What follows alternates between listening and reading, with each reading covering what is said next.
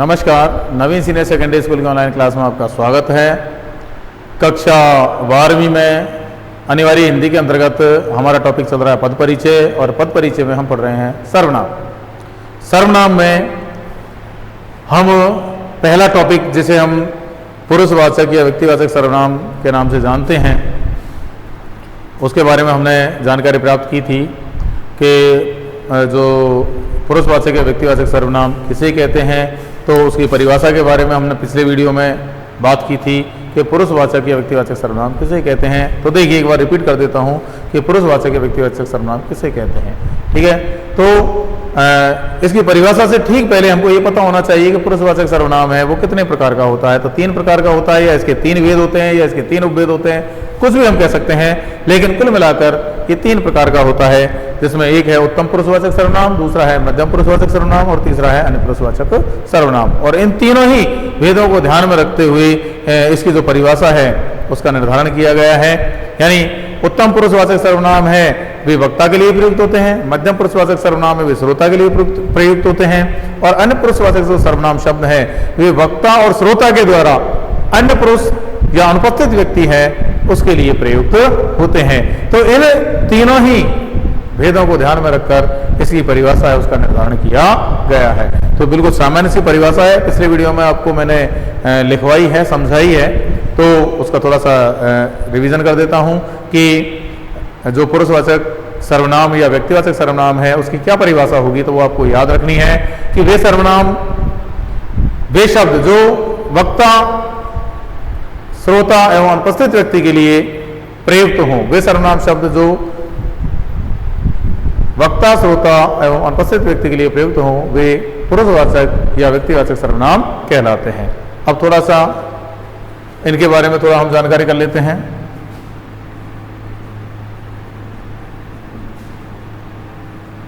देखो,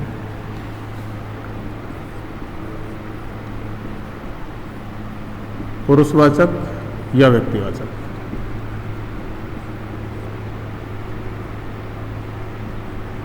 सर्वनाम। अब इसके 3 भेद मैंने आपको बताए थे। पहला है उत्तम पुरुषवाचक सर्वनाम, इनके बारे में हम थोड़ा सा डिटेल से पढ़ लेते हैं।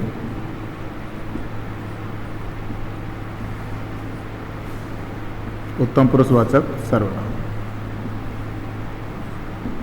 ठीक है, यानी उत्तम का जो मतलब होता है, जो अर्थ होता है, वह होता है वक्ता के लिए।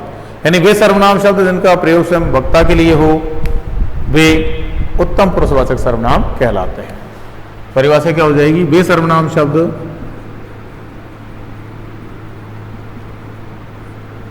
जिनका प्रयोग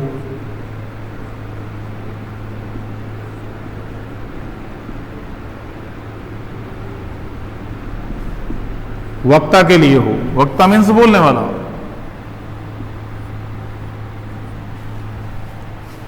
वक्ता के लिए हो, वे उत्तम पुरुषवाचक सर्वनाम कहलाते हैं।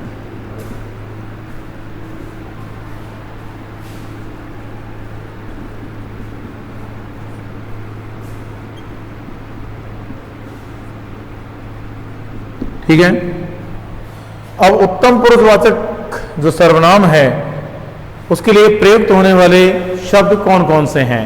तो देखिए, प्रयुक्त होने वाले शब्द कौन कौन से हैं? मैं और हम। ठीक है, देखो परिभाषा क्या हो जाएगी। सबसे पहले तो पुरुषवाचक सर्वनाम के बारे में बात कर लेते हैं। तो वे सर्वनाम शब्द जो वक्ता, श्रोता एवं अनुपस्थित व्यक्ति के लिए प्रयुक्त हों, वे सर्वनाम शब्द जो वक्ता, श्रोता एवं अनुपस्थित व्यक्ति के लिए प्रयुक्त हों, वे पुरुषवाचक या व्यक्तिवाचक सर्वनाम कहलाते हैं। 3 प्रकार के होते हैं। पहले की हम बात कर रहे हैं उत्तम पुरुषवाचक सर्वनाम। उत्तम का मतलब होता है वक्ता। वे सर्वनाम शब्द जिनका प्रयोग वक्ता यानी बोलने वाले के लिए हो वे उत्तम पुरुषवाचक सर्वनाम कहलाते हैं। अब वक्ता जो है वह अपने लिए किन शब्दों का प्रयोग करता है आपको पता है। तो वक्ता के लिए प्रयुक्त होने वाले जो शब्द हैं वो कौन कौन से हैं? मैं और हम। मैं एक वचन के लिए और हम बहुवचन के लिए। उदाहरण की यदि हम बात करें, उदाहरण तो देखिए, जैसे मैं आगरा जा रहा हूं, ठीक है, मैं आगरा जा रहा हूं। वक्ता है, उसको आगरा जाना है, तो वह क्या कहेगा श्रोताओं से कि मैं आगरा जा रहा हूं। यानी मैं स्वयं के लिए प्रयुक्त हुआ है, जाने वाले के लिए प्रयुक्त हुआ है। तो यहां पर कौन सा सर्वनाम हो जाएगा? उत्तम पुरुषवाचक सर्वनाम हो जाएगा। दूसरे उदाहरण की यदि बात करूं बहुवचन की, हम शादी में जा रहे हैं। ठीक है, यानी एक से अधिक है, कहने वाला एक है लेकिन जाने वाले एक से अधिक हैं। सभी का समूह है, समूह को संबोधित किया जा रहा है या समूह के द्वारा संबोधित किया जा रहा है, समूह के द्वारा कहा जा रहा है कि हम शादी में जा रहे हैं, एक से अधिक जा रहे हैं। तो यहां पर जो हम है वह कौन सा सर्वनाम है? उत्तम पुरुषवाचक। मैं भी उत्तम पुरुषवाचक, हम भी उत्तम पुरुषवाचक। मैं एक वचन के लिए और हम बहुवचन के लिए, क्योंकि शादी में एक से अधिक व्यक्ति जा रहे हैं। तो जाने वाले सभी, किसी से पूछोगे आप तो वो क्या कहेंगे? यह नहीं कहेगा, यदि अकेला पर्टिकुलर जा रहा है तो कहेगा मैं शादी में जा रहा हूं, और एक से अधिक जा रहे हैं और आप पर्टिकुलर किसी एक से भी पूछेंगे कि भाई शादी में कौन कौन जा रहा है, तो वो ये कहेंगे कि हम शादी में जा रहे हैं, हम फलाने फलाने इतने व्यक्ति शादी में जा रहे हैं। ठीक है, तो ये हुआ उत्तम पुरुषवाचक सर्वनाम। अगला है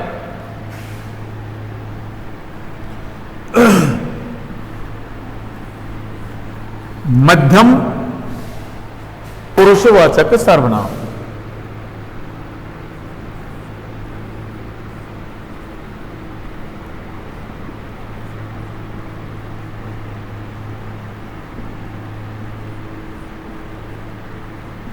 ठीक है, मध्यम पुरुषवाचक सर्वनाम।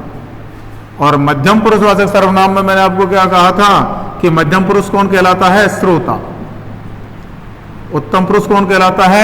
उत्तम पुरुष कौन कहलाता है? वक्ता। और मध्यम पुरुष कौन कहलाता है? श्रोता। श्रोता मीन्स सुनने वाला। ठीक है ना।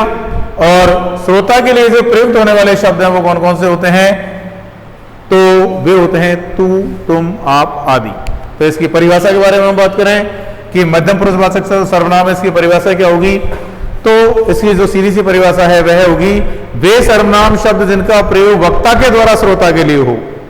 वे सर्वनाम शब्द जिनका प्रयोग वक्ता के द्वारा श्रोता के लिए हो, क्योंकि वक्ता स्वयं के लिए तो कहेगा नहीं तू, तुम, आप, स्वयं के लिए तो कहेगा नहीं। ठीक है ना। यदि वो स्वयं के लिए आप शब्द का प्रयोग करता है तो वहां पर निजवाचक सर्वनाम हो जाएगा, जो आगे आएगा वहां पर हम उसको क्लियर करेंगे। ठीक है ना। तो यहां पर बात हो रही है हमारी मध्यम पुरुषवाचक सर्वनाम की। तो देखिए परिभाषा क्या हो जाएगी? वे सर्वनाम शब्द जिनका प्रयोग, वे सर्वनाम शब्द जिनका प्रयोग वक्ता के द्वारा, वक्ता मीन्स बोलने वाला, वक्ता के द्वारा श्रोता यानी सुनने वाले के लिए हो, श्रोता के लिए हो। ठीक है, क्या हो जाएगी परिभाषा? वे सर्वनाम शब्द जिनका प्रयोग वक्ता के द्वारा श्रोता के लिए हो, वे मध्यम पुरुषवाचक सर्वनाम कहलाते हैं।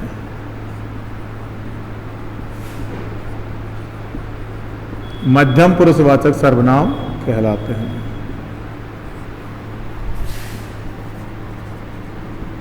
अब देखिए,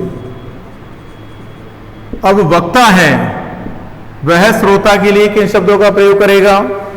यदि बहुत ज्यादा क्लोज है, निकट का मित्र है, तो उसके लिए सबसे जो मुख्य जो शब्द है वह है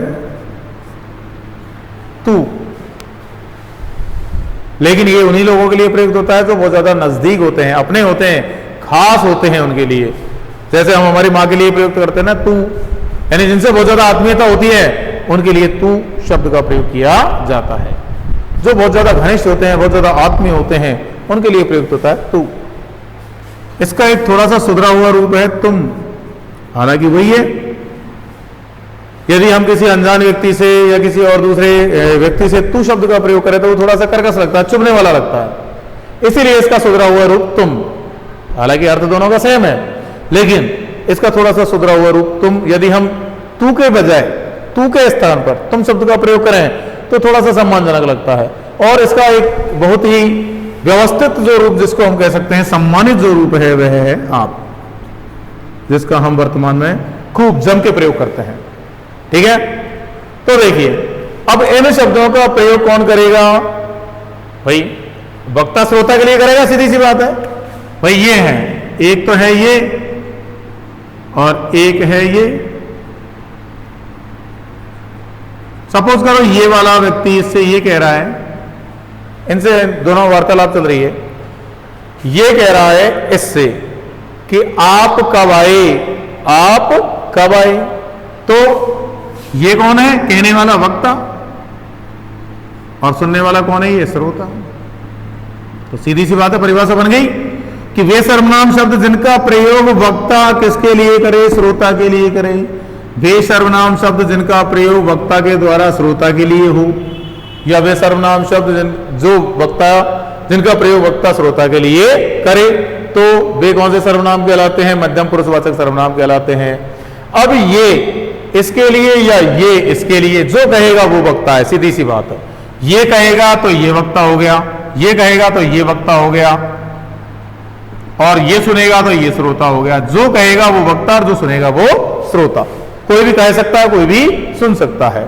ठीक है, तो यदि ज्यादा नजदीकी है, ज्यादा क्लोजिंग है, ज्यादा मित्रता है, घनिष्ठता है, तो वो तू शब्द का प्रयोग करेगा। यानी ये दोनों बहुत घनिष्ठ मित्र है, एक दिन मिले नहीं, कल मिले नहीं, तो ये क्या कहेगा अगले दिन मिलते ही? अरे यार कल तू मिला ही नहीं, कल तू कहां गया था?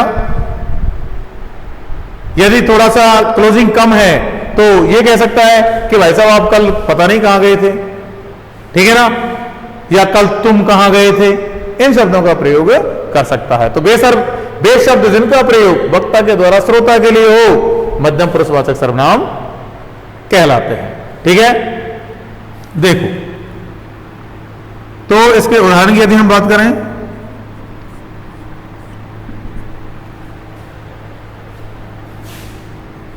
तुम कहां जा रहे हो?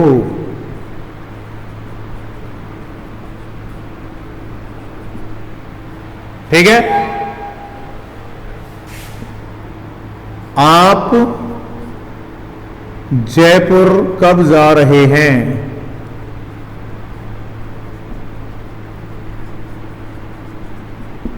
ठीक है,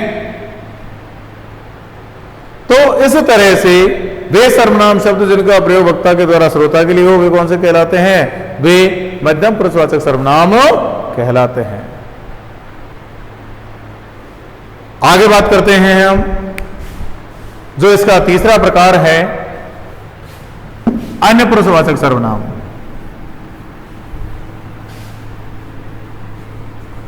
और अन्य पुरुषवाचक सर्वनाम की परिभाषा मैंने आपको बता दी कि इन दोनों के अकॉर्डिंग इसकी जो परिभाषा है उसका निर्धारण होगा अन्य। अन्य यानी तीसरा पुरुष, अन्य पुरुषवाचक सर्वनाम।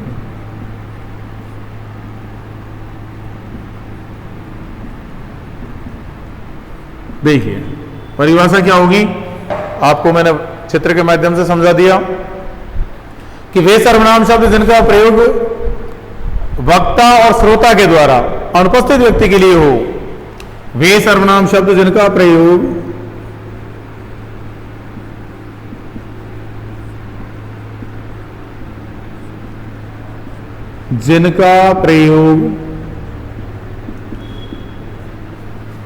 वक्ता एवं श्रोता दोनों मिलकर करते हैं, वक्ता एवं श्रोता।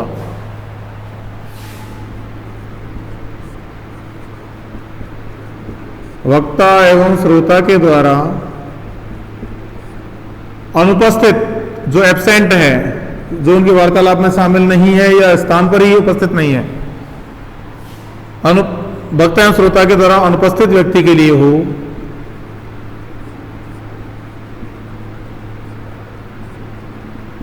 वे अन्य पुरुषवाचक सर्वनाम कहलाते हैं।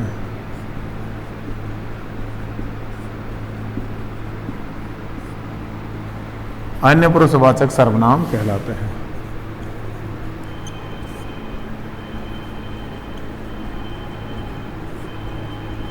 अब देखिए इसके लिए प्रयुक्त होने वाले शब्द कौन कौन से हैं। तो यह, वह, इस, उस, इसने, उसने, इसके द्वारा, उसके द्वारा या इनसे बनने वाले शब्द।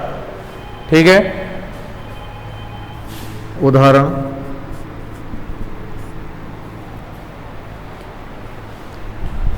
बिल्कुल सीधे से उदाहरण है हमारे पास। जैसे आप विद्यालय आए लेकिन रास्ते में गायब हो गए। घर से चले विद्यालय के लिए लेकिन विद्यालय नहीं पहुंचे। विद्यालय से आपके पास फोन आता है कि आपका बालक आज विद्यालय नहीं आया है, क्या कारण है। तो आप फोन करने वाले जो भी विद्यालय के कर्मचारी हैं उनसे कहेंगे, अरे कि वह तो विद्यालय के लिए गया था, क्या पहुंचा नहीं क्या। यानी दोनों वार्तालाप हो रही है, वक्ता और श्रोता में वार्तालाप हो रही है। तो जो बोलने वाला है वक्ता और सुनने वाला श्रोता, दोनों जब अनुपस्थित व्यक्ति के लिए बारे में बात करें, यानी बोलने वाला स्कूल से फोन गया, स्कूल वालों ने कहा कि आपका बालक विद्यालय नहीं आया है, तो ये हुए वक्ता, आपके पिताजी हुए श्रोता। फिर आपके पिताजी ने जवाब दिया कि वह तो घर से विद्यालय के लिए गया था, क्या विद्यालय नहीं पहुंचा। तो फिर आपके पिताजी हुए वक्ता और विद्यालय में जो फोन करने वाले वो कौन हुए, श्रोता। ठीक है, तो वही हमारी परिभाषा कहती है कि वे सर्वनाम शब्द जिनका प्रयोग वक्ता एवं श्रोता के द्वारा, यानी दोनों बात कर रहे हैं, अनुपस्थित व्यक्ति के लिए, जो एब्सेंट है, तीसरा आप, जो वहां उपस्थित नहीं है, वार्तालाप में उपस्थित नहीं है। अब वे अन्य पुरुषवाचक सर्वनाम कहलाते हैं। उनके लिए प्रयुक्त होने वाले शब्द यह, वह, इस, उस, इन्होंने, उन्होंने आदि। तो वह अभी तक विद्यालय नहीं पहुंचा।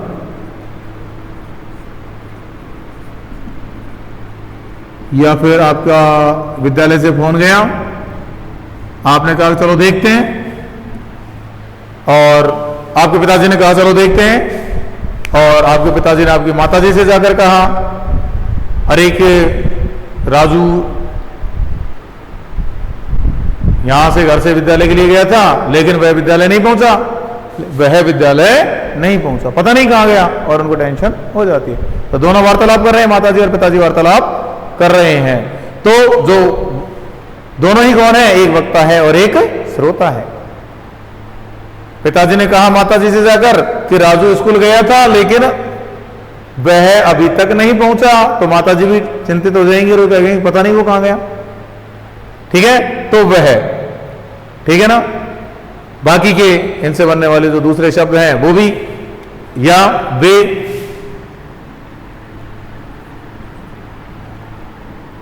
सब बाहर गए हैं। सपोज कीजिए कि आप सभी परिजन कहीं किसी समारोह में चले गए हैं ताला लगा करके, या मेला देखने गए हैं, या कहीं घूमने गए, जयपुर चले गए, या कहीं पर चले गए। पीछे से कोई व्यक्ति आता है आपसे मिलने के लिए, कोई रिश्तेदार आता है या कोई और अन्य व्यक्ति आता है, ताला देख करके, और वो पड़ोसियों से पूछता है कि भाई साहब ये आपके पड़ोसी हैं शर्मा जी, ये कहां गए। तो वह क्या कहेगा, आपका पड़ोसी क्या कहेगा आपके मिलने वाले आने वाले व्यक्ति से कि वे सब बाहर गए हैं। तो वक्ता और श्रोता के बीच वार्तालाप हो रही है, यानी आपका जो मिलने वाला व्यक्ति है यदि वो पड़ोसी से कहता है तो वो वक्ता है, पड़ोसी श्रोता है, और पड़ोसी जब जवाब देता है तो पड़ोसी वक्ता है और आपसे मिलने वाला व्यक्ति श्रोता है। तो दोनों के बीच वार्तालाप हो रही है, यानी वक्ता और श्रोता दोनों अनुपस्थित व्यक्ति, यानी आप और आपका परिवार, आपकी फैमिली के संदर्भ में जिन शब्दों को लेकर बात कर रहे हैं वे कौन से सर्वनाम कहलाते हैं, अन्य पुरुषवाचक सर्वनाम कहलाते हैं। यानी वे सब पूरा कंप्लीट भी आ जाएगा, वे सब, ठीक है ना। वे सब बाहर गए हैं। अब बाहर कहीं भी जा सकते हैं आप, उन्हें पता नहीं है लेकिन और पता भी है तो वो ये कह देंगे वो बाहर गए हैं, शाम तक आएंगे, कल आएंगे, परसों आएंगे, आप आ जाओ। ठीक है ना। तो यहां पर आपको जहां तक मैं मानता हूं जो पुरुषवाचक या व्यक्तिवाचक सर्वनाम है और उसके भेद हैं उनके बारे में पूरी सामान्य जानकारी आपको मिल गई होगी। आप ठीक प्रकार से समझ में आ गया होगा कि पुरुषवाचक या व्यक्तिवाचक सर्वनाम किसे कहते हैं। तो वे सर्वनाम शब्द जिनका प्रयोग वक्ता, श्रोता एवं अनुपस्थित व्यक्ति के लिए हो वे पुरुषवाचक या व्यक्तिवाचक सर्वनाम कहलाते हैं। अब पुरुषवाचक या व्यक्तिवाचक सर्वनाम कितने प्रकार के होते हैं? तो 3 प्रकार के होते हैं। 3 प्रकार आपको बता दिए हैं, उत्तम पुरुषवाचक सर्वनाम, मध्यम पुरुषवाचक सर्वनाम और अन्य पुरुषवाचक सर्वनाम। अब उत्तम पुरुषवाचक सर्वनाम किसे कहते हैं? उत्तम का अर्थ होता है वक्ता। वे सर्वनाम शब्द जिनका प्रयोग वक्ता के लिए हो, यानी वक्ता जिन शब्दों का प्रयोग स्वयं के लिए करे वे उत्तम पुरुषवाचक सर्वनाम कहलाते हैं। जैसे मैं, तो मैं एक वचन के लिए यदि अकेला अपने लिए कहता है तो मैं, और यदि बहुवचन के लिए किसी शब्द का प्रयोग करता है तो वह हम, जैसे हम दो, हमारे दो। ठीक है। अगला है मध्यम पुरुषवाचक सर्वनाम।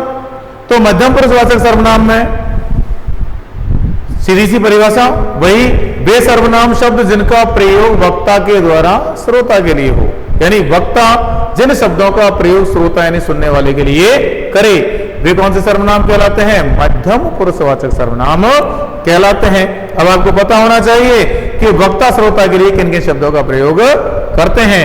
तो वक्ता एक तो तू शब्द का प्रयोग कर सकता है, बहुत ज्यादा क्लोज व्यक्तियों के लिए, निकटतम व्यक्तियों के लिए, आत्मीय व्यक्तियों के लिए तू शब्द का। यदि उसका कोई सुधरा हुआ रूप है तो उसका यदि प्रयोग करे तो वह तुम शब्द का प्रयोग कर सकता है। और ज्यादा सुधरे हुए रूप में आप और इससे बनने वाले दूसरे शब्द, यानी तुम सब, आप सब, आप सभी इत्यादि। ठीक है ना। इनसे बनने वाले जो सेंटेंस है वो मैंने आपको उदाहरण के तौर पर समझा दिए हैं कि तुम कब आए, आप बाहर कब जा रहे हैं। ठीक है। अगला अन्य पुरुषवाचक सर्वनाम, जो तीसरा भेद है, बिल्कुल सीधी सी परिभाषा है, यानी उत्तम पुरुष में वक्ता के द्वारा प्रयुक्त किए जाते हैं शब्द, मध्यम पुरुष में वक्ता के द्वारा जिन शब्दों का प्रयोग किया जाता है श्रोता के लिए वो मध्यम पुरुष है, और यहां पर वक्ता और श्रोता यानी दोनों ही, उत्तम और मध्यम पुरुष दोनों मिलकर जिन शब्दों का प्रयोग करते हुए अनुपस्थित व्यक्ति के लिए बात करते हैं तो वह अन्य पुरुषवाचक सर्वनाम कहलाता है। अब अन्य पुरुषवाचक सर्वनाम में प्रयुक्त होने वाले जो शब्द हैं, यह, वह, इस, उस, इसने, उसने, वे इत्यादि शब्दों का प्रयोग किया जाता है। जैसे वह अभी तक विद्यालय नहीं पहुंचा, वे सब बाहर गए हैं। ठीक है ना। और बहुत सारे ऐसे सेंटेंस हम बना सकते हैं।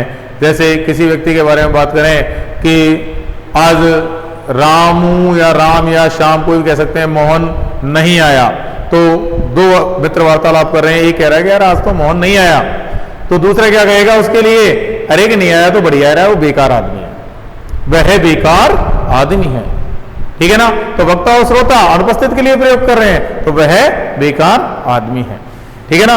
यदि जो अन्य पुरुष है वो पास में ही है और दोनों वार्तालाप में शामिल नहीं है, पास में खड़ा हुआ है, नजदीक है, तो उसके लिए यह शब्द का प्रयोग कर देंगे, यानी दोनों ही उसके बारे में वार्तालाप करते हैं तो कह देंगे अरे ये तो बेकार आदमी है, इसकी भी क्या बात करो। यानी कहीं कहते हैं, दो मित्र कहते हैं कि यार अपन तीनों मिलकर के, और राम श्याम दोनों बात कर रहे हैं कि राम कह रहा है श्याम से कि यार मोहन को भी ले चलते हैं, नहीं अपन घूमने के लिए चलते हैं और मोहन को भी अपने साथ लेकर चलते हैं। तो राम ने कहा श्याम से कि मोहन को भी अपने साथ लेकर चलते हैं, तो श्याम क्या कहेगा? अरे यार ये तो बेकार आदमी है, पैसे तो खर्च करता नहीं है, हमारा पैसा खर्च करवाएगा, खुद पैसा खर्च करता नहीं है, इसको ले जाना बेकार है। तो पास स्थित है, इसलिए उसके लिए क्या कहेगा वो कि यह तो बेकार आदमी है, पैसे खर्च नहीं करता है, ये हमारा ही पैसा खर्च करवाएगा, इसलिए इसको ले जाने से कोई फायदा नहीं है। ठीक है। तो देखिए हमारा जो सर्वनाम है इसमें उसकी बेसिक जानकारी पिछले वीडियोस में, और जो इसका जो पहला भेद है, 6 प्रकार जो मैंने बताए थे उसमें से सबसे पहला है पुरुषवाचक या व्यक्तिवाचक सर्वनाम है, उसके बारे में हमने आज डिटेल से पूरे विस्तृत रूप से इसमें पढ़ा है। जहां तक मैं मानता हूं आपको अब आगे किसी भी तरह की कोई समस्या पुरुषवाचक या व्यक्तिवाचक सर्वनाम से संबंधित नहीं होगी। आगे बाकी के जो सर्वनाम हैं उनको हम पढ़ेंगे अगले वीडियो में। तब तक के लिए धन्यवाद।